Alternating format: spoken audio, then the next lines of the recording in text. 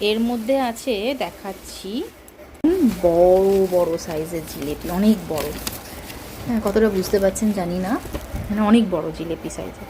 তো এই জিলেপিগুলো ঠাকুরের হাতে বাঁধা হবে, আর আজকে বরণ করা হবে ঠাকুরকে, মা দুর্গাকে। তো সেটাই যাচ্ছি। আর একটু এখানে যে গোপালকেও একটুখানি দিয়ে দিয়েছি ভেঙে। আর তো এগুলো নিয়ে যাব আর বরণ করব।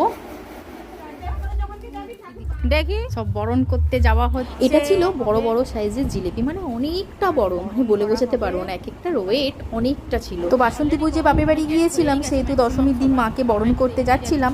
তো তার আগেই আমার ছোট মামা এসে আমার হাতে এত বড় বড় সাইজের অনেকগুলো জিলেপির প্যাকেট এনে ধরিয়ে দেয়, আর বলে যে যা যখন বরণ করবি মাকে তখন এগুলো মায়ের হাতে বেঁধে দিবি, মানে মায়ের হাতে, লক্ষ্মী, গণেশ, কার্তিক সবার হাতেই একটা করে জিলেপি বেঁধে দিবি। নাকি মা যখন বাপের বাড়ি থেকে যায় তখন নাকি মায়ের সাথে খাবারও দিতে হয়, কারণ সারা রাস্তা নাকি অনেকটা পথ, তো সে সময় সে কি খাবে, সেই জন্য নাকি এরকম খাবার দিয়ে থাকে অনেকেই। তো সেই জন্য আমাকে জিলিপি দিয়েছিল মায়ের হাতে বেঁধে দেওয়ার জন্য। তো নমস্কার বন্ধুরা, কেমন আছেন সবাই? আশা করি সবাই খুব ভালো আছেন, আমিও ভালো আছি। আর এই দেখুন, আমি যাওয়ার আগেই দেখছি অনেকেরই বরণ হয়ে গেছে, অনেকেই বরণ করে চলে গেছে, বাকিরা বরণ করছিল।